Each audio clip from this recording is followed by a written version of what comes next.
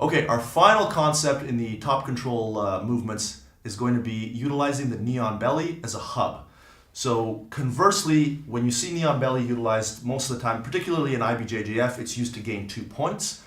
But you can also use it just to pin somebody, grind them down. If you're training in the gym, what we actually want to use it for is a way to generate movement, which is not something you associate with knee on belly. You associate it with crushing somebody.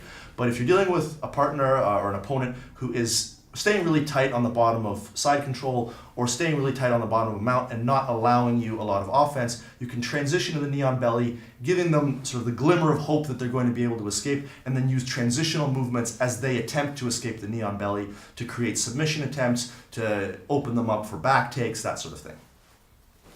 So if I find myself in side control and Stefan's just being, Mr. taking my ball and going home and just not wanting to give me anything, I'm going to move into the knee on belly with a very light type of control. Like, I'm not grabbing his lapel, I'm not trying to grind my knee into him or anything like that. I'm just resting my shin across his hip. Important detail here, my foot is glued to his hip. I'm not putting my foot on the mat and then putting my knee on him. I'm resting on his hip, which is going to allow me to perceive his movement much better. And it's also going to increase the pressure. Like, if I did want to do this in a jerky fashion, I'd want to be able to apply more pressure because my weight is entirely on him rather than resting my foot on the mat. So I'm keeping my foot right here.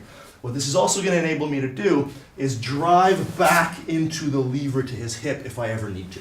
So now that I'm here, if Stefan starts to sort of move around and bridge, I can windshield wiper to the other side, and now you can see I've exposed Stefan's arm temporarily. But I can come back to the hub here. Maybe he pushes on my knee, which allows me to start feeding my collar chokes. Right? He also might make the mistake of exposing his elbow, which will allow me to attack the arm bar. So anytime you're dealing with a really defensive, shelled up player, this is a great option if you have developed the windshield wiper movement and, start to turn into me a little bit please, the spin behind movement. Either of those movements, when somebody turns into you from the knee on belly, will enable you to expose either their arm or their back and just frankly frustrate the crap out of them. It doesn't feel nice to have somebody dancing around you from one side to the other while you're doing your best to escape a negative position. That sort of frustration does lead to mental lapses and can enable you to take advantage of that if you're the top player. Okay, so once again from a different angle, I found myself in a side control and my partner's not being very cooperative, at least in the sense of trying to escape.